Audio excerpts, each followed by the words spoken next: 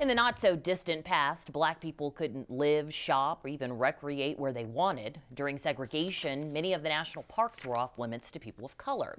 Then in 1922, 3 Denverites banded together to open a resort for blacks for decades. Lincoln Hills was a joy-filled cultural oasis just a stone's throw away from an environment consumed by unrest and injustice. In Gilpin County, nestled below the Roosevelt National Park, are the 100 picturesque acres of Lincoln Hills. It's historical Lincoln Hills, actually, yeah. In the 1920s, black people who wanted to recreate outdoors were limited in the spaces that would allow them.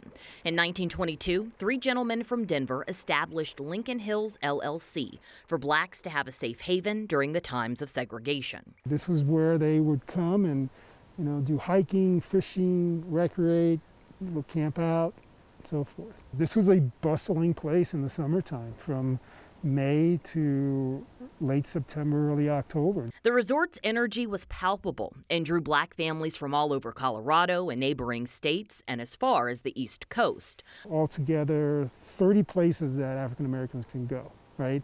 Lincoln Hills was the only place west of the Mississippi that African Americans could go recreate. And a lot of places, the only mountain one as well.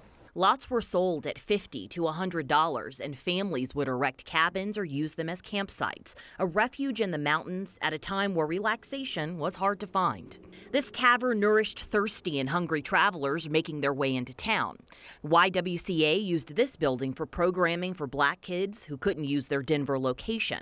The Piece de Resistance historic Winks Lodge housed jazz and literary legends during their travels to Colorado. Duke Ellington, Lena Horne, Count Basie, Phyllis Wheatley, Zora Neale Thurston. So they would perform in 5 Points, whether that was at the Rossonian or a few other clubs, but they couldn't stay in the hotels in Denver. They would come all the way up here? They would come up here. Wow. And hang out. Lincoln Hills was very active until 1964 when the Civil Rights Act was passed and is now designated as a historical site used for outdoor education programming late May to beginning of October. It's still really important given today's political landscape, and so you still have a safe haven for black and brown kids and other kids who don't have the means to come and recreate.